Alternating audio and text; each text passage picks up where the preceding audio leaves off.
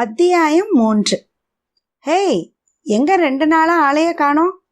நான் கூட வாங்கிய கடனை கொடுக்க முடியாம தலைமறைவாயிட்டியோன்னு நினைச்சேன். ஒருத்தனால இவ்வளவு இகழ்வா கூட பேச முடியுமா? 2 நாட்கள் கழிச்சும் பணம் புரட்ட முடியாத நிலையில இன்னும் தன் மேல பழிய அதிகமாக்கிக்க விரும்பாதவளா அன்னைக்கு சுகநிவாசுக்கு வந்திருந்தா சைந்தவி. நுழைவாயிலேயே அவளை கண்டுட்ட. ஒருவேளை அவளை எதிர்பார்த்து காத்திருந்தானோ? அவன் தன்னோட வார்த்தைகளால அவளை குத்தினான். தலைய சிலுப்பி அவனை நேர் பார்வையா பார்த்து அவளும் பதில் சொன்னான். நான் ஒன்னும் வாங்கிய கடனை திரும்ப கொடுக்க முடியாம ஏமாத்திட்டு ஓடுறவ இல்ல. எப்படியாவது பணத்தை புரட்டிடலான்னு தான் தேடிக்கிட்டு இருந்தேன். ஆத்திரத்தோட தொடங்கினாலும் முடிக்கிறப்போ குரல் நலிஞ்சிருந்தது சைந்தவிக்கு. புரட்ட முடிஞ்சுதா? முடிஞ்சிருக்காதே. நக்கலா உதட்ட பிதிக்கினான். இல்ல, கண்டிப்பா புரட்டிடுவேன். அது வரைக்கும் வேலைக்கும் வருவேன். தீர்க்கமான குரல்ல அவ சொன்னான். ஓ, ஒன்னு செய்ய. எப்படியோ உன்னால இவ்வளவு பெரிய தொகையை புரட்ட முடியாதுதான். நானும் என் அம்மாவுக்கு முழு நேர ஆளை தேடிக்கிட்டு இருக்கிறேன்.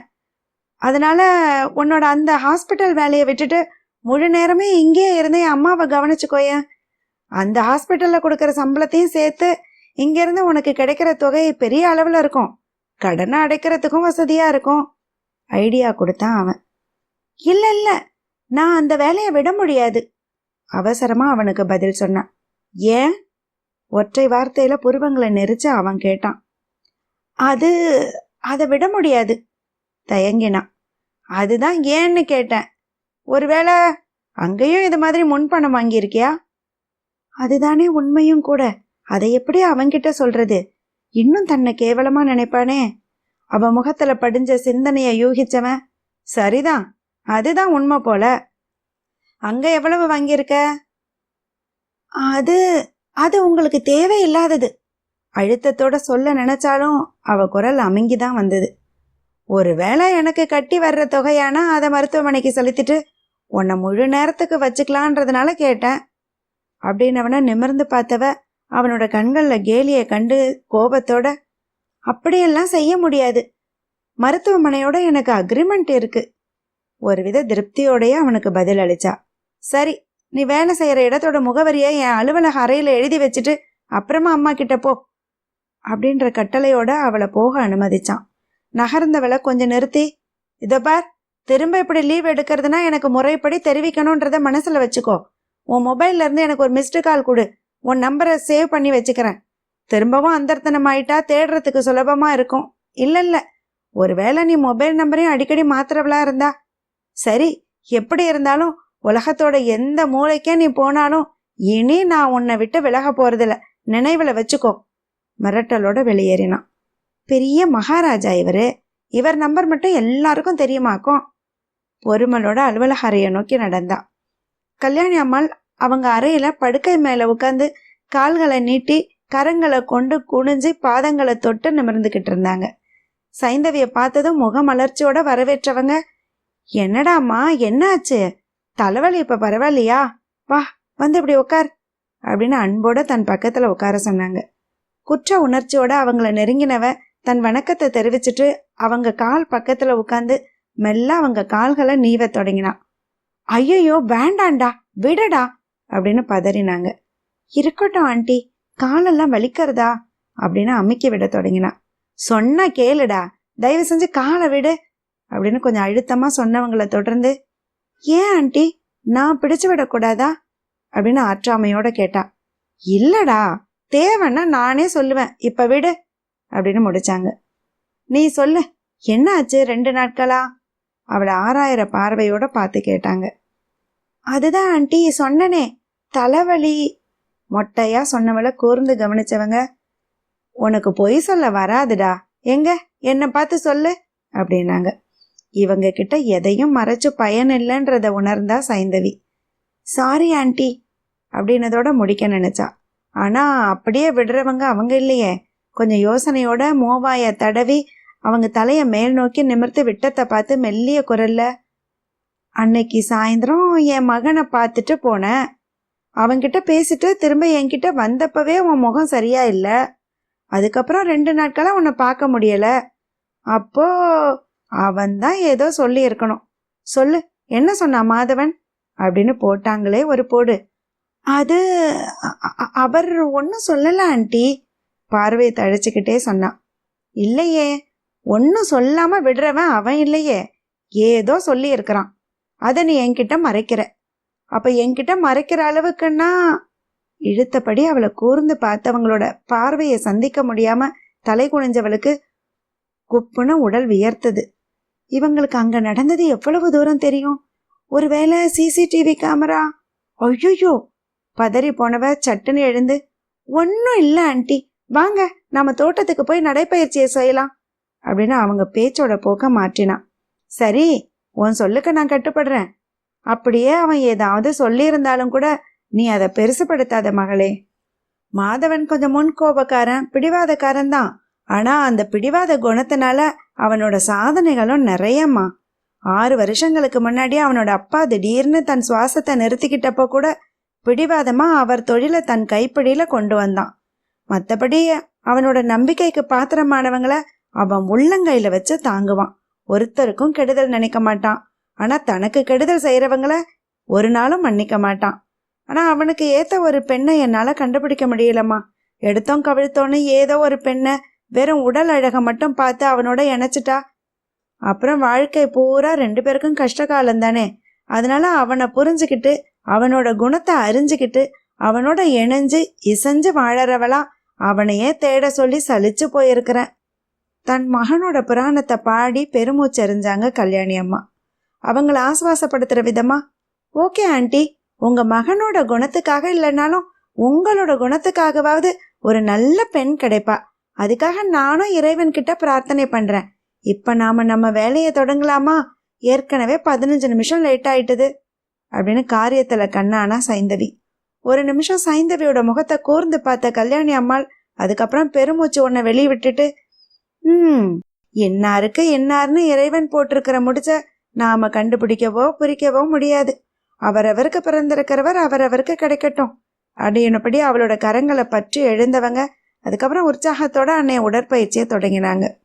தன் மனசுல இருந்த எண்ணங்களை மறைச்சு முகத்துல மலர்ச்சியை கொண்டு வந்த சைந்தவியும் கல்யாணி அம்மாவோட உடல் ஆரோக்கியத்தை மனசுல கொண்டு கடந்த 2 நாட்களா செய்யாம விட்டிருந்த உடற்பயிற்சிகளை அன்னைக்கே அவங்கள செய்ய வச்சா. உடற்பயிற்சிகள் முடிஞ்சதும் இறுதியா தோட்டத்துல 2 பேரும் கொஞ்ச நேரம் வாய் விட்டு சிரிச்சுக்கிட்டே உலாவர வழக்கத்தை கொண்டிருந்ததால அன்னைய காலை பானம் வர்ற சமயத்துல 2 பேருமே நல்ல சந்தோஷ மூடுல இருந்தாங்க. வெளியில இருந்து உள்ள வந்துகிட்டு இருந்த மாதவன் முகத்துல புன்னகை அரும்புனது. தன் தாயோட முகத்துல சந்தோஷம் நிறைஞ்சிருக்கிறதையும் சைந்தவி முகத்துல களங்கமற்ற சிரிப்பு நிறைஞ்சிருக்கிறதையும் கண்டவன் தன்னையும் அறியாம செலுத்தப்பட்டாப்ல அவங்கள நோக்கி போனான். முகம் மலர்ந்து சிரிச்சுக்கிட்டு இருந்தவன் இவனை கண்டதும் திடீர்னு சட்டுன்னு நின்னு போன சிரிப்போட மெல்ல தன்னோட கை கடிகாரத்தை பார்க்க தொடங்கினான். ஓகே ஆண்டி, எனக்கு நேரம் ஆயிடுச்சு, நான் புறப்படட்டுமா அப்படின்னு திரும்ப தொடங்கினான். அவளோட செய்கை அவனுக்கு ஆத்திரத்தை கொடுத்தது. தாய் முன்னிலையில அவகிட்ட நேரடியா சினத்தை காட்ட முடியாதவன் கேள்வி நிறைஞ்ச வார்த்தைகளால அவளை சாட தொடங்கினான். நேரம் ஆயிடுச்சா? 8 மணி வரைக்கும் தானே உனக்கு இங்க டியூட்டி, இன்னும் 10 நிமிஷங்கள் இருக்கே. இல்ல போற வழியில யாரையாவது சந்திச்சு ஏதாவது கொடுக்க வேண்டியிருக்கா? குரூர குரல்ல கேட்டான். அவ்வளவு நேரம் இருந்த இலகுத்தன்மை மாற சட்டுன்னு நெஞ்சு மேல பெரிய பாறாங்கல்ல தூக்கி வச்சாப்புல மன சுமையோட கண்கள்ல ஏற தொடங்கின சூட்டை குறைச்சிக்கிறவளா கொஞ்ச நேரம் கண்களை மூடி திறந்தவ தன்னை நிதானப்படுத்திக்கிட்டு கல்யாணி அம்மா கிட்ட திரும்பி, உங்களுக்கு இன்னும் ஏதாவது தேவை இருக்கா ஆண்டி அப்படின்னு மெல்லிய குரல்ல கேட்டா. அசட்டை பண்ற விதமா அவனை உதாசீனப்படுத்தி அவனோட தாய்கிட்ட கேட்டதை பார்த்தவன் இன்னும் சீண்டப்பட்டவனா, ஹலோ, இங்க ஒருத்தன் உன்கிட்ட தான் கேள்வி கேட்டுக்கிட்டு இருக்கான், நீ பாட்டுக்கு என் அம்மா கிட்ட பேசிக்கிட்டு இருக்கிற? கேலி குரல் மாதிரி அவளை கூர் அம்புகளால குத்தினான். அது வரைக்கும் அவங்க 2 பேரையும் நோட்டமிட்டுக்கிட்டு இருந்த கல்யாணி அம்மாள் என்ன புரிஞ்சுக்கிட்டாங்களோ சட்டுனா அவங்க உரையாடலுக்குள்ள நுழைஞ்சு, மாதவா, உனக்கு இந்த மோளுக்குட்டியை சரியா அறிமுகப்படுத்தலைன்னு நினைக்கிறேன் அப்படின்னவங்க திரும்பி சைந்தவிய பார்த்து, மோளுட்டி, ஒரு 5 நிமிஷம் அப்புறம் நீ போய்க்கலாம் அப்படின்ற அனுமதியோட மகன்கிட்ட திரும்பி, நான் உனக்கு டெலிஃபோன்ல சொல்லியிருந்தேனே, யோகா கிளாஸ்ல மயக்கம் வந்தாப்புல கீழே சரிய போனப்போ என்னை ஒரு பெண் காப்பாத்தி குடிக்க தண்ணி கொடுத்து வீடு வரைக்கும் கொண்டு வந்து பத்திரமா சேர்த்துட்டு போனான்னு. அந்த பொண்ணு வேற யாரும் இல்லப்பா, இதோ இந்த சைந்தவி தான். அதுக்கப்புறம் தான் இவளோட வேலையை குறித்து எனக்கு தெரிய வந்தது. அதனால அன்னையிலிருந்து என்னோட டயட்டையும் உடற்பயிற்சியும் பார்க்குற பொறுப்பை என் விருப்பத்துக்காக ஏற்றுக்கிட்டா. என்னதான் எனக்காக ஒரு கம்பானியன் மாதிரி காலையிலையும் சாயந்தரமும் வந்து போனாலும், அது அன்போட அடையாளமாகவே இருந்தாலும், எனக்கு வேற எந்த கைமாறும் செய்ய முடியாத காரணத்தால் ஒரு சின்ன தொகையை சம்பளமாக வாங்கிக்க நிர்பந்தம் பண்ணினேன். முதல்ல மறுத்துட்டா, அப்புறம் என் வற்புறுத்தலால் வாங்கிக்கிட்டா. இந்த காலத்தில் இப்படி அன்பை வெளிப்படுத்துகிற இந்த வயசு பெண்கள் கிடைக்கிறது யாருக்கும் ரொம்ப அரிதுதான் இல்லையா மாதவா? ஊடா தன் மகனோட சம்மதத்தை கேட்காததுக்கும் காரணத்தை சொல்லி முடிச்சாங்க. அம்மாவோட சாமர்த்தியத்தை மெச்சுக்கிட்ட மகனும், ரொம்ப சரிம்மா, இப்படி ஒரு பெண் கிடைக்கிறது ரொம்ப அரிதுதான். அதுவும் உங்க மனசுலயே இடம் பிடிச்சிருக்கிறவளாச்சே. அதனாலதான் முழு நேரமும் உங்களோட கூட இருக்க சொல்றேன். ஆனா மறுக்கிறாளே. முழு நேரத்துக்குமான சம்பளத்தையும் அதிகமாவே கொடுக்கறேன்னு சொல்லி பார்த்தேன். ஆனா அவளுக்கு முழு நேரமும் இங்க போர் அடிக்குமாமே. அதனால மருத்துவமனைக்கு போயே ஆகணும்னு பிடிவாதம் பிடிக்கிறாளே. தன் காரியத்தையும் உள்ள சரிக்கணும்.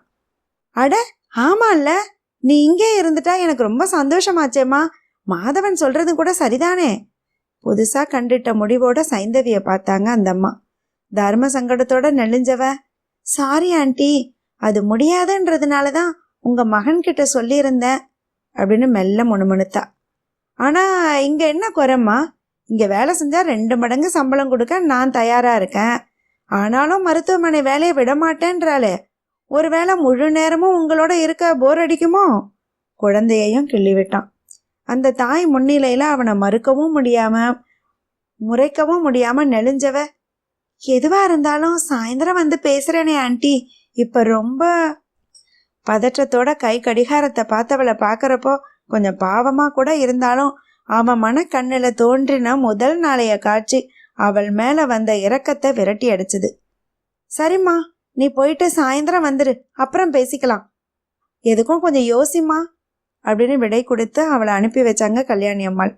அவசர அவசரமா நடந்து மெயின் கேட்டை நோக்கி போனவளை யோசனையோட பார்த்துக்கிட்டு இருந்தான் மாதவன். என்னப்பா, என்ன யோசனை அப்படின்னு தன் மகன் கவனத்தை தன் பக்கம் திருப்பினாங்க தாய்.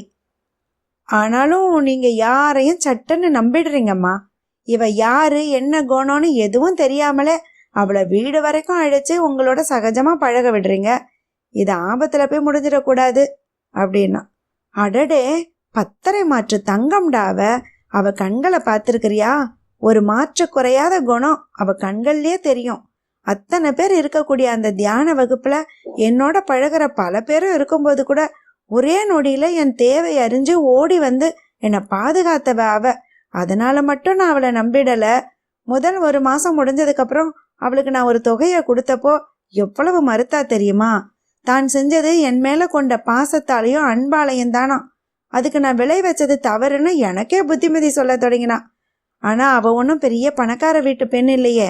அவங்க வீட்லயே நிறைய தேவைகள் இருக்குன்றதையும் அவ வாய் மூலமாவே கேள்விப்பட்டிருக்கும் போது நான் எப்படி அவளோட நேரத்தை திருடி எனக்கு உபயோகப்படுத்திக்கிட்டு அவளுக்கு ஒன்றும் கொடுக்காம திருப்பி அனுப்புறது? அதனால கண்டிப்பா அதை வாங்கிக்கிட்டாதான் ஆச்சுன்னு வற்புறுத்தி தான் கொடுத்தேன். தழுதழுப்போட சொன்னவங்களை யோசனையோட பார்த்தான். ஆனாலும் அந்த 5 லட்சம் ரூபாய் கொடுத்தது ரொம்ப அதிகப்படி இல்லையாம்மா அப்படின்னு கேட்டுட்டான். ஏன்னா இது வரைக்கும் அந்த 5 லட்சத்தை பத்தி கல்யாணி அம்மாள் தன் மகன்கிட்ட எதையும் சொல்லலை, மறைக்க நினைக்கவும் இல்லை. ஆனாலும் சொல்றதுக்கும் ஒரு தயக்கம். அது அவன் கண்டுகிட்டதை அறிஞ்சு கொஞ்சம் தடுமாறினதுக்கு அப்புறம் செக்கா கொடுத்ததை அவன் பார்த்திருப்பான்றது தோன்ற, ஒருவேளை பணமா கொடுத்திருக்கலான்ற எண்ணம் வந்தாலும் அவன்கிட்ட மறைக்க வேண்டிய நிர்பந்தம் எதுவும் இல்லையேன்ற நியாயமும் தலை தூக்க, ஆமாப்பா, அவ ஒரு பெரிய இக்கட்ல சிக்கிக்கிட்டு இருந்தா. அதை கூட என்கிட்ட சொல்லல. அன்னைக்கு இது போலதான் காலை நேரம் தான் திடீர்னு அவ அப்பா கிட்ட இருந்து அவளுக்கு போன் வந்தது. கொஞ்சம் பதட்டத்தோட பேசி வச்சவளை என்னன்னு விசாரிச்சல. முதல்ல சொல்ல தயங்கினா.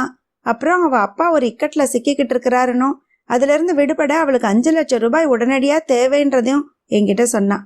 அவ முகத்துல மாறுதலை கண்டு எனக்குள்ள ஒரு பரிதாபம் தோன்றி உள்ள போய் செக்கு போட்டு எடுத்துட்டு வந்து கொடுத்தேன். ஆனா அவ என்ன செஞ்சா தெரியுமா? அந்த செக்கை பார்த்ததும் பதறி போய் எழுந்தவ அதை என் கையில வச்சு அழுத்திட்டு, தயவு செஞ்சு இந்த அளவுக்கு என்னை கடன்காரி ஆக்காதீங்கம்மான்னு அழுதுட்டா. நான் தான் ரொம்ப பிரயத்தனப்பட்டு இதை கடனா வச்சுக்க வேண்டாம், எப்ப பணம் வருதோ அப்ப கொடுத்தா போதும், வியாபாரத்துல நஷ்டம் மாறுதும் லாபம் வர்றதும் சகஜம்தான், இப்ப வந்திருக்கிற நஷ்டத்தை இதை கொண்டு சரி பண்ணிக்கிட்டு லாபம் வரும்போது திருப்பி கொடுத்துட சொல்லுன்னு சொல்லி அவகிட்ட அந்த செக்கை கொடுத்தேன். நிறுத்தினவங்க மகனோட எண்ணத்தை அறிஞ்சுக்கிற விதமா அவனை நிமிர்ந்து பார்த்தாங்க. கொஞ்சம் யோசனையோட நின்றுகிட்டு இருந்த அவனும், எல்லாம் சரிதாம்மா, ஆனா ஒரு நாணயத்துக்கு 2 பக்கம் இருக்கிற மாதிரி எந்த ஒரு காரியத்துக்கு பின்னாடியும் 2 காரியங்களையும் யோசிச்சு பார்க்கணும். ஒருவேளை இது உண்மையாவும் இருக்கலாம், இன்னொரு பக்கம் இல்லாமலும் இருக்கலாம். அவள் மேல அபாண்டமா பழி போட விரும்பாத மாதவன் முழுக்க விவரிக்க மனசு வராம அத்தோட நிறுத்திக்கிட்டான். மாதவா, நீ வியாபார நோக்கிலேயே எல்லாத்தையும் பார்க்குற, அதனால உனக்கு அப்படி தோணுது. ஆனா உனக்குன்னு ஒரு மனைவி வந்து, ஒரு குழந்தை குட்டி வந்து, குடும்பம்னு அமைஞ்சா அப்போ உனக்கும் சில பல விஷயங்களை விட்டு கொடுக்கவும் ஏற்றுக்கவும் தெரியக்கூடும். சிலதை இழந்தாதான் சிலது கிடைக்கும். அப்படியே அந்த இழக்கக்கூடியது வெறும் பணமா இருந்தா அதை சரி செய்யற அளவுக்கு நம்மளால முடியும்பா. ஏன்னா அழிஞ்சாலும் திரும்பவும் சம்பாரிச்சுக்க கூடியது பணம் மட்டும்தானே. எனக்கு ஒரு மருமகள் வந்து அந்த வெற்றிடத்தை நிரப்புற வரைக்கும் அதவன் நிறைவேற்றா. அதனால தயவு செஞ்சு எல்லாத்தையும் ஒரே பார்வையில பார்க்காம நீயும் கொஞ்சம் மாறித்தான் பாரு அப்படின்னு தாயை வாஞ்சையோட பார்த்த மகன், சரிதாம்மா பார்க்கலாம் அப்படின்னு முடிச்சான்.